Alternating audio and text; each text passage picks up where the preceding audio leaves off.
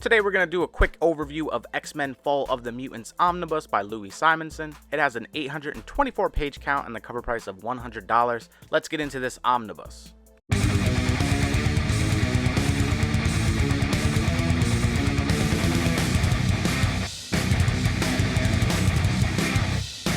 So this was originally collected in oversized hardcover, and now we finally have it in omnibus format, which is great. This is the DM variant cover here from Brett Blevins. It's from the Marvel Age cover. And then underneath you get the Great Fall of the Mutants thing here. This is the Alan Davis house ad cover. On the inside of the dust jacket, you get a little build up to this event of what's going on, and then you have a little bit about the creators. Love this coloring here, man. It pops so well with the X-Men Fall of the Mutants on the side. Looks great. And the pages are great in this. The page quality is fantastic. The binding is great. You get a nice eye here.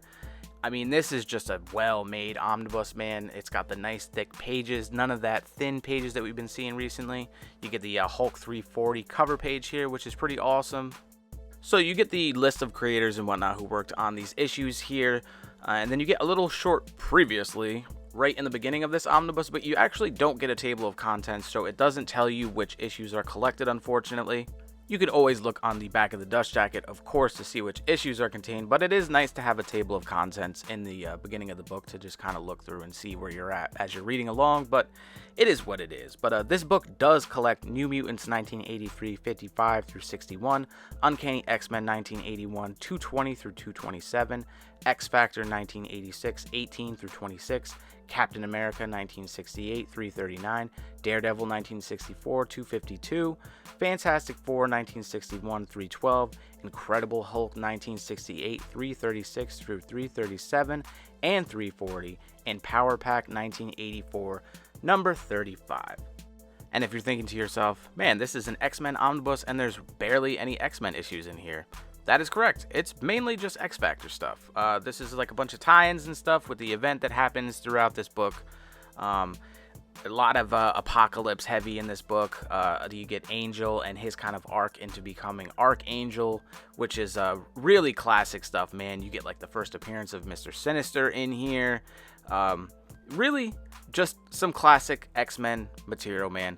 I mean, it all kind of builds up to the four Horsemen of Apocalypse battling with X-Factor, which is great. And you get a bunch of different, like little tie-in issues like Daredevil and etc. throughout this, which is kind of cool to have. But it's definitely a good event book. It was previously collected in oversized hardcover, like I said in the beginning. It's kind of cool that they're doing this with all these oversized hardcovers now and making them into omnibus format, because they really were omnibus. And if you're an omnibus collector, man, just whatever reason, that little red flag of Marvel Omnibus on the side, you just need it.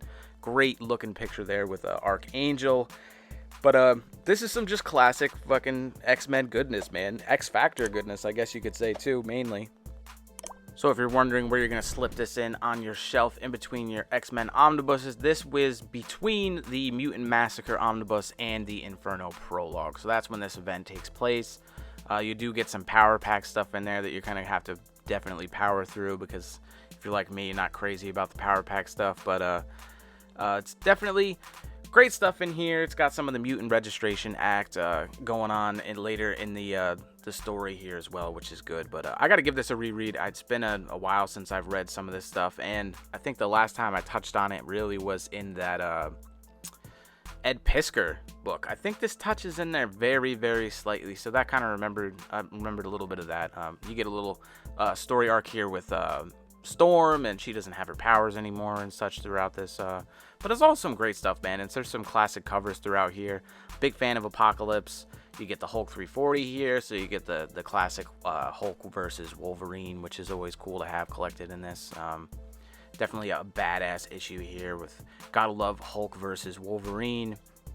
And just a classic X-Men stuff. Definitely gonna have to give this a read soon. I got so much of a backlog that this is gonna kind of hit the pile in the back a little bit more. But definitely gonna get to this soon. Maybe I'll put out an actual like long in-depth review, but I don't remember a ton of this content that's collected in here. But definitely glad that they're making these. Hopefully with how they've been pumping out all of these X-Men Omnibus, we will get an Uncanny X-Men Volume 5 shortly. We can only hope and dream for that to happen. But till now, it's great that we're getting these oversized hardcovers turned into the Omnibus format. All in all, this is a super well-made book, and I'm glad that they made it into Omnibus format. You get all this great classic artwork here. Love some New Mutant stuff, man. So you get some covers and whatnot in the back, some articles, and basically the normal stuff you get collected in the back of an omnibus. So let me know down in the comments if you picked this up. Did you swap your old oversized hardcover out for this? And as always, thank you for watching.